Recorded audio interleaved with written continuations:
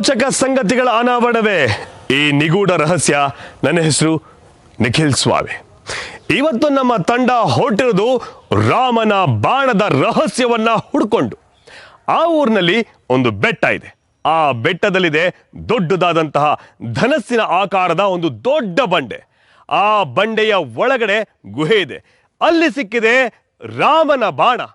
ಹೌದಾ? ಏನಿದೆ ವಿಶೇಷ, ಏನಿದೆ ರಹಸ್ಯ, ಯಾವ ಊರಲ್ಲಿ, ಎಲ್ಲವನ್ನ ಈಗ ನೋಡಿ.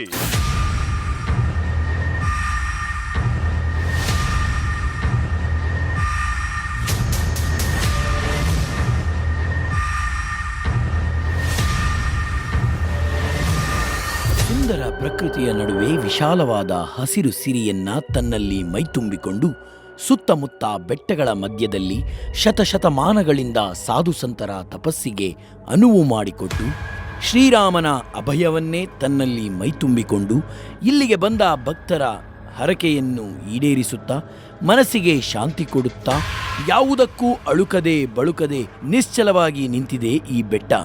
ಅದುವೇ ರಾಮಬಾಣ.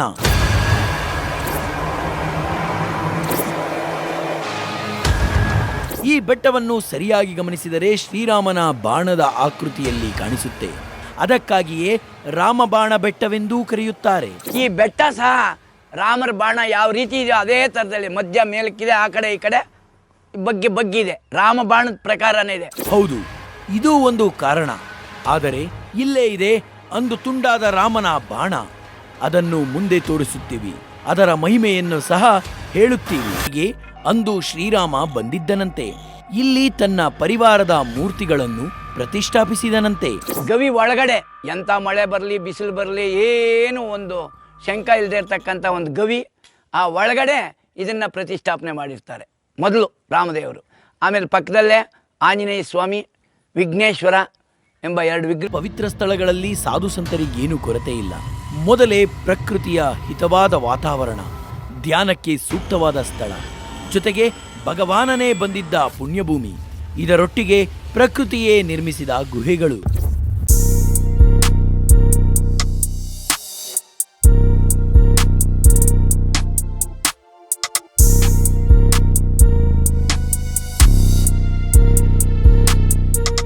ಅಲ್ಲಿ ಮುಖ್ಯವಾಗಿ 2 ಗುಹೆಗಳಿವೆ.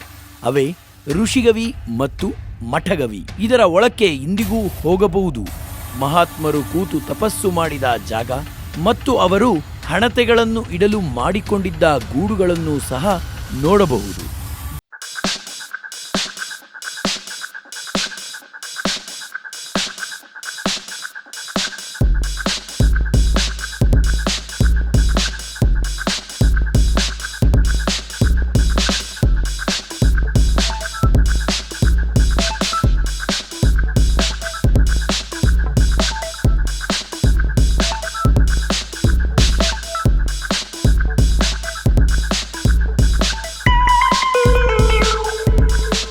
ಒಂದೊಂದು ಗುಹೆಯೊಳಗೆ ಹೊಕ್ಕರೂ ಒಂದೊಂದು ಅನುಭೂತಿ, ಮೈ ರೋಮಾಂಚನ. ಹಿಂದೆ ಈ ರೀತಿ ಇರಬೇಕಾದರೆ ಅಂದು ಹೇಗಿತ್ತು ಎಂದು ಊಹಿಸಿದರೆ ಆಶ್ಚರ್ಯವಾಗದೇ ಇರದು.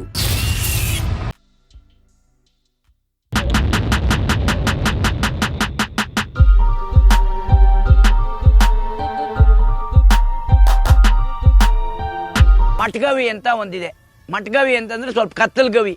ಅದಾದ್ಮೇಲೆ ಋಷಿಗವಿ, ಋಷಿಗಳು ತಪಸ್ ಮಾಡತಕ್ಕಂಥ ಜಾಗ ಇದೆ. ಆ ಋಷಿಗಳ ಪೀಠನೂ ಸಹ ಇದೆ ಇಲ್ಲಿ, ಅದು ನೋಡ್ಬೋದು ಋಷಿಗವಿ ಅಂತ.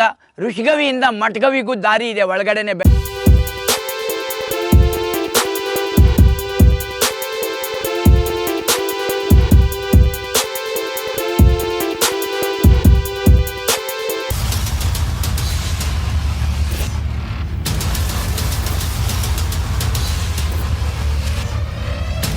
ಇದು ಅಂದಿನ ಕಥೆಯಾದರೆ ಇತ್ತೀಚೆಗೆ ಇಲ್ಲಿಗೆ ಆಂಧ್ರದಿಂದ ಒಬ್ಬ ಸ್ವಾಮೀಜಿ ಬಂದು ತಾನು ಜೀವಂತ ಸಮಾಧಿಯಾಗುತ್ತೇನೆ ಎಂದು ಹೇಳಿದ್ದನಂತೆ.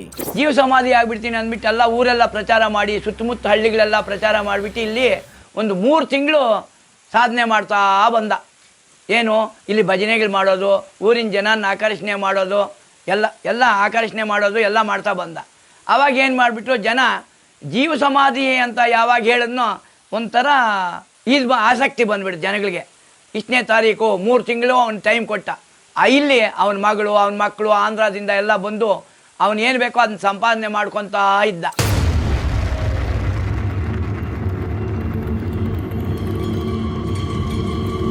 ಯಾವಾಗ ಆತ ಜೀವಂತ ಸಮಾಧಿ ಮಾತನಾಡಿದನೋ ಸುತ್ತಮುತ್ತಲ ಜನರೆಲ್ಲ ಸೇರತೊಡಗಿದರಂತೆ. ಕೇಳಿದ್ದನ್ನು ಕೊಡುತ್ತಿದ್ದರಂತೆ, ಕೈತುಂಬ ಬೆಚ್ಚಗೆ ಮಾಡಿದ್ದರಂತೆ. ಅಂತೂ ಒಂದು ದಿನ ಆತ ಮುಹೂರ್ತ ಫಿಕ್ಸ್ ಮಾಡಿದನಂತೆ. ಕಡೆಗೆ ಒಂದು ದಿನ ಮುಹೂರ್ತ ಫಿಕ್ಸ್ ಮಾಡ್ದ. ಏನು, ಇಂಥ ದಿನ ಜೀವ ಸಮಾಧಿ.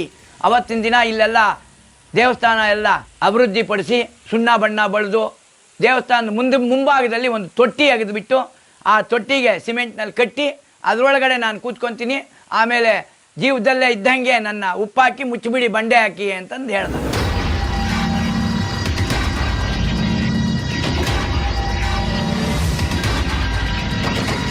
ಆದರೆ ಆತ ಅಂದುಕೊಂಡಂತೆ ಭೂ ಸಮಾಧಿಯಾಗಲಿಲ್ಲವಂತೆ. ಪೊಲೀಸರು ಮತ್ತು ಇಲ್ಲಿನ ಜನರ ನಡುವೆ ಗಲಾಟೆಯಾಯಿತಂತೆ. ಅವಾಗ ಏನು ಮಾಡಿಬಿಟ್ರು, ಬೆಂಗಳೂರಿಂದ ಸುತ್ತಮುತ್ತ ಚಿಕ್ಕಬಳ್ಳಾಪುರದಿಂದ ಎಲ್ಲ ತುಮಕೂರಿಂದ ಎಲ್ಲ ಕಡೆಯಿಂದನೂ ಜನ ಅವತ್ತು ರಾತ್ರಿನಲ್ಲಿ ಬಂದು ಸೇರಿಬಿಟ್ರು ಈ ಜಾಗಕ್ಕೆ. ಜನ ವಿಪರೀತ ಆಗೋದ್ರು. ಅಷ್ಟೊತ್ತಿಗೆ ಯಾರೋ ಪೊಲೀಸ್ನವ್ರಿಗೆ ಒಂದು ಇನ್ಫಾರ್ಮೇಷನ್ ಕೊಟ್ಟರು. ಆಗ ಪೊಲೀಸ್ನವ್ರು ಏನು ಮಾಡಿಬಿಟ್ರು, ಜೀಪುಗಳೆಲ್ಲ ಬಂದುಬಿಟ್ರು. ದೊಡ್ಡ ದೊಡ್ಡ ಜೀಪುಗಳು, ದೊಡ್ಡ SP ಇಂದ ಹಿಡಿದು ಎಲ್ಲರೂ ಬಂದುಬಿಟ್ರು. ಜೀವ ಸಮಾಧಿ ಆಗೋಕ್ಕೆ ಯಾವುದೇ ಕಾನೂನಿಲ್ಲ ಅಂತ ಅಂದ್ಬಿಟ್ಟು ಬಂದಿದ್ದೆ ಅವನ್ನ ಇದು ಮಾಡೋಕ್ಕೆ ಬಂದರು, ಅರೆಸ್ಟ್ ಮಾಡ್ತೀವಿ ಅಂತ. ಜನ ಇಲ್ಲ, ಜೀವ ಸಮಾಧಿನೇ ಆಗಬೇಕು ಅಂತ ಗಲಾಟೆ ಮಾಡಿದ್ರು. ಆವಾಗ ಜನಕ್ಕೂ ಆ ಪೊಲೀಸ್ನವ್ರಿಗೆ ಗಲಾಟೆ ಆಗಿ ಆವಾಗ ಅವನ್ನ ಮೆಲ್ಲಿಗೆ ಜೀಪ್ ಹತ್ತಿಸ್ಬಿಟ್ಟು ಕರ್ಕೊಂಡು ಹೊಟ್ಟೋಗ್ಬಿಟ್ಟು.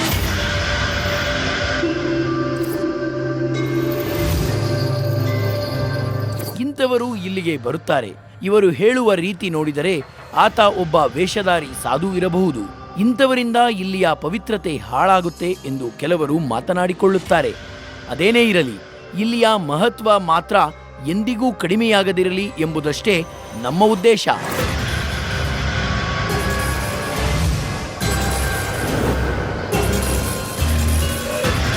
ಇತಿಹಾಸದ ಪುಟಗಳನ್ನ ನಾವು ನೋಡ್ತಾ ಹೋದ್ರೆ ಸಿಗುತ್ತೆ ರೋಚಕತೆ, ವಿಜ್ಞಾನಕ್ಕೆ ಸವಾಲು, ನಿಗೂಢ ರಹಸ್ಯ. ನನ್ನ ಹೆಸರು ನಿಖಿಲ್ ಸ್ವಾಮಿ. ಈಗ ನೋಡೋಣ ರಾಮನ ಬಾಣ ಹೇಗಿದೆ, ಯಾವ ದೇವಸ್ಥಾನದಲ್ಲಿ, ಹಾಗೆ ಮತ್ತಷ್ಟು ರಹಸ್ಯವನ್ನ ಈಗ ನೋಡಿ.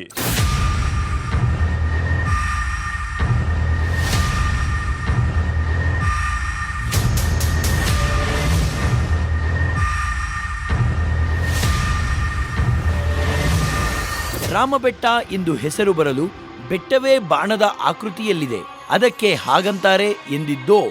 ಆದರೆ ಇಲ್ಲಿ ಸ್ವತಃ ಶ್ರೀರಾಮನ ಬಾಣವೇ ಇಲ್ಲಿ ಬಂದು ಬಿದ್ದಿದೆ ಅಂದರೆ ಈ ಜಾಗ ಎಷ್ಟು ಮಹತ್ವವನ್ನು ಪಡೆದಿದೆ ಅಲ್ಲವೇ?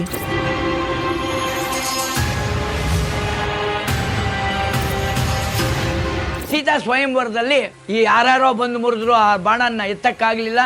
ರಾಮರು ಬಂದು ಅದನ್ನ ನಿಲ್ಲಿಸಿ ಅದನ್ನ ಪೀಸ್ ಮಾಡಿದಾಗ 3 ತುಕಡ ಆದಾಗ, 3 ತುಂಡಾದಾಗ ಒಂದು ನಾಸಿಕ್ನಲ್ಲಿ ಒಂದು ಈ ರಾಮದೇವರ ಬೆಟ್ಟ ಅಂತ ಐತಲ್ಲ, ಇಲ್ಲಿ ಬಂದು ಒಂದು ಗುಹೆಯಲ್ಲಿ ಆ ಪೀಸ್ ಬಿದ್ದಿದೆ. ಇದೇ ನೋಡಿ ಶ್ರೀರಾಮನ ಬಾಣವೆಂದು ಹೇಳೋದು. ಇದರ ಉದ್ದ ಬರೋಬ್ಬರಿ 21 ಅಡಿ.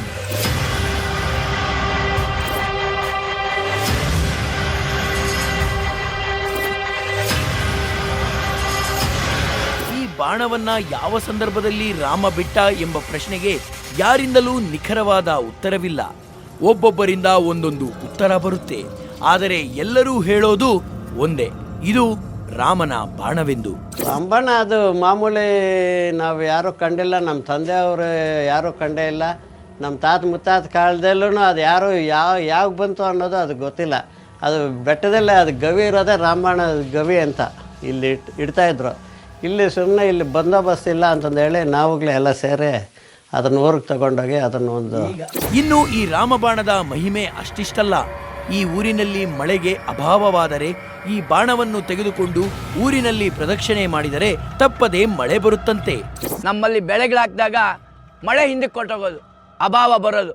ಅಂಥ ಸಮಯದಲ್ಲಿ ಇದನ್ನೊಂದನ್ನೇ ತೊಗೊಂಬಂದು ಕೆರೆ ಕಟ್ಟೆ ಮೇಲಿಂದ ಹೊತ್ಕೊಂಬಂದು ಊರ್ನಕ್ಕೆ ಬಂದು ಊರೆಲ್ಲ ಮೆರವಣಿಗೆ ಮಾಡಿದ ದಿನ ಖಂಡಿತ ಮಳೆ ಬರೋದು. ರೈತರು ಇದ್ರ ಮೇಲೆ ಅಷ್ಟೇ ಒಂದು ವಿಶ್ವಾಸ ಇಟ್ಟಿದ್ರು. ರಾಮಬಾಣದ ಬೆಟ್ಟ ಅಂದರೆ ಬರಗಾಲ ಬರೋ ಅಷ್ಟೊತ್ತಿಗೆ ರಾಮಬಾಣ ಎತ್ತಬೇಕಪ್ಪ, ಇನ್ನು ಮಳೆ ಬರಲಿಲ್ಲ ಅನ್ನೋದೊಂದು ಪ್ರತೀತಿ ಇತ್ತು. ಅವ್ರು ರಾಮಬಾಣ ಎತ್ತಿ ಕೆರೆ ಕಟ್ಟೆ ಮೇಲಕ್ಕೆ ಹೋಗೋ ಅಷ್ಟೊತ್ತಿಗೆ ಆ ಕಡೆಗೆ ಹೋಗ್ದಿರ ಈ ಕಡೆಗೂ ಬರ್ದಿರ ಮರವಿಗಳು ಶುರುವಾಗಿ ಹೋಗೋದು, ವಿಪರೀತ ಮಳೆ ಬಂದ್ಬಿಟ್ಟು ಆವಾಗ ತಿರ್ಗಾ ತೊಗೊಂಡು ಬಂದ್ಬಿಟ್ಟು ಅವತ್ತು ಎತ್ತಕ್ಕಾಗದಿರೋದ್ರೂ ಆಂಜನೇಯ ಸ್ವಾಮಿ ದೇವಸ್ಥಾನ ಇದೆ ಇಲ್ಲಿ, ಆ ರಾಮಬಾಣ ಅಲ್ಲಿ ಇಳಿಸ್ತಾಯಿದ್ರು. ಅಲ್ಲಿ ಇಟ್ಬಿಟ್ಟು ಹೋದ್ರೋಗ್ಲಿ ಬಿಡಪ್ಪ ನಾಳೆ ಎತ್ತೋಣ, ಇವತ್ತೇನು ಮಳೆ ಜಾಸ್ತಿ ಅಂತಂದ್ರೆ ತಿರ್ಗಾ ಅವತ್ತು ಎತ್ತಿದ್ರು ಮಳೆನೇ.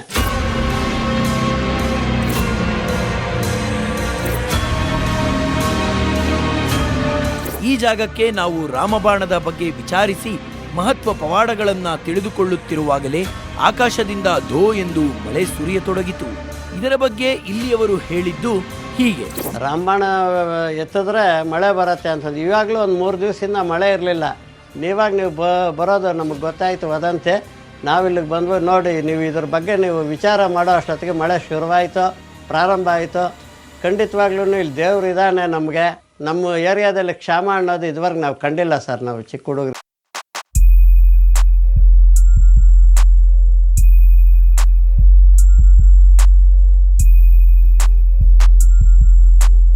ರಾಮಬಾಣವನ್ನ ಮಾಡಿರೋದು ಕಟ್ಟಿಗೆಯಲ್ಲಿ. ಇದಕ್ಕೆ ಯಾವುದೇ ಲೋಹವನ್ನು ಅಂದು ಬಳಸಿರಲಿಲ್ಲವಂತೆ, ಆದರೂ ಯಾವುದೇ ಹಾನಿಯಾಗಿಲ್ಲವಂತೆ. ರಾಮರ ಒಂದು ಬಾಣ ಅನ್ನೋದು ಒಂದು ಇಲ್ಲಿದೆ, ಅದು ಕಟ್ಟಿಗೆದು, ಅದು ಇದರ ಇತಿಹಾಸ.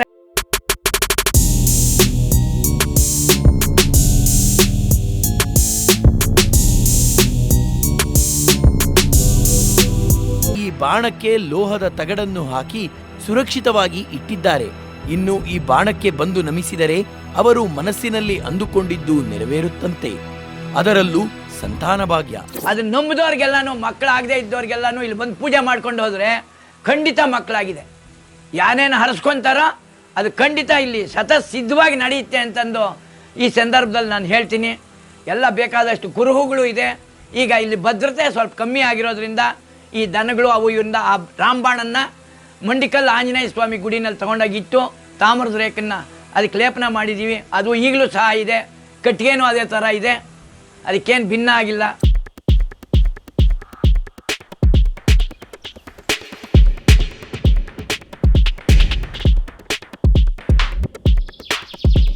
ಬಾಣದಿಂದ ಪ್ರಖ್ಯಾತವಾಗಿ ಋಷಿ ಮುನಿಗಳಿಂದ ಪವಿತ್ರತೆಯನ್ನು ಪಡೆದು ಪ್ರಸ್ತುತ ಯಾತ್ರಾ ಸ್ಥಳವಾಗಿರುವ ಈ ಪವಿತ್ರವಾದ ಸ್ಥಳ ಇರೋದಾದರೂ ಎಲ್ಲಿ ಗೊತ್ತಾ? ಚಿಕ್ಕಬಳ್ಳಾಪುರ ಜಿಲ್ಲೆಯ ಮಂಡಿಕಲ್ಲು ಗ್ರಾಮದಲ್ಲಿ. ಇಲ್ಲಿಗೆ ಭೇಟಿ ಕೊಟ್ಟು ಶ್ರೀರಾಮನ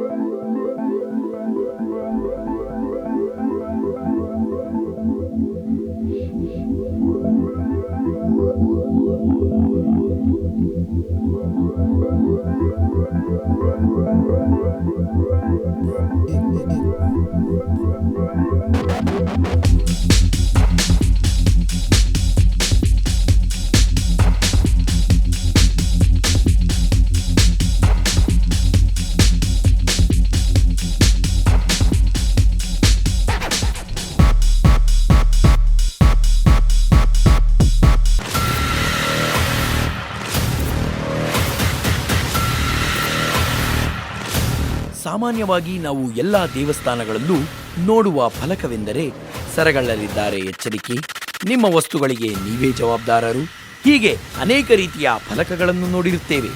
ಆದರೆ ಈ ಊರಿನಲ್ಲಿ ಒಂದು ಮರಕ್ಕೆ ಹಾಕಿರುವ ಫಲಕವನ್ನು ನೀವೇ ನೋಡಿ.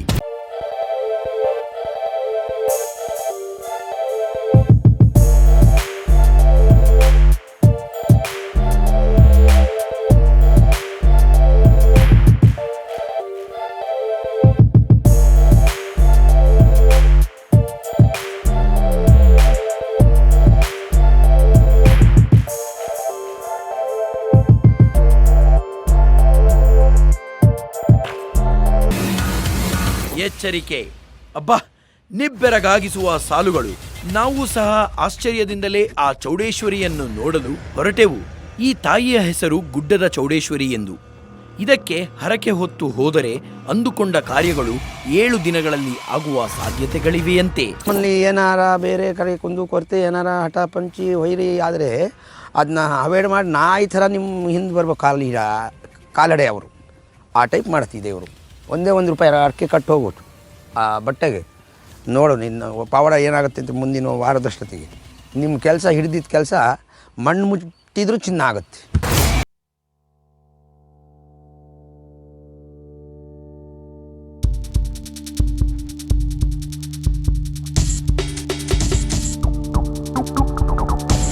ಇಲ್ಲಿನ ಮರಕ್ಕೆ ಅಡಕೆಯನ್ನು ಕಟ್ಟಿ ಹೋಗಬೇಕಂತೆ. ಹರಕೆ ತೀರಿದ ಬಳಿಕ ನೀವು ಅಂದುಕೊಂಡ ಕಾರ್ಯ ಸಿದ್ಧಿಸಿದ್ದಲ್ಲಿ ಬಂದು ಹರಕೆಯನ್ನು ತೀರಿಸಲು ಮರೆಯಬಾರದಂತೆ.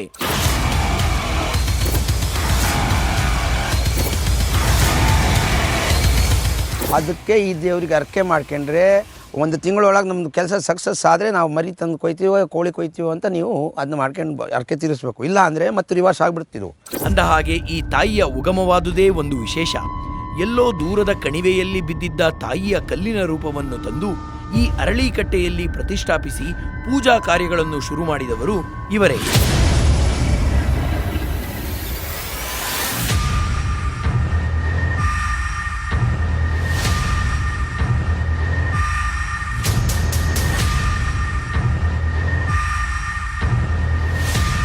ಅಂದ ಹಾಗೆ ಈ ಸ್ಥಳ ಇರುವುದು ಚಿತ್ರದುರ್ಗ ಜಿಲ್ಲೆಯ ಹೊಸದುರ್ಗ ತಾಲೂಕಿನ ದೇವಗಿರಿಯ ಬಳಿ ಬೀಸನಹಳ್ಳಿ ಗ್ರಾಮದಲ್ಲಿ. ಸಾಧ್ಯವಾದರೆ ನೀವು ನಿಮ್ಮ ಅದೃಷ್ಟ ಪರೀಕ್ಷಿಸಲು ಒಮ್ಮೆ ಹೋಗಿ ಬನ್ನಿ.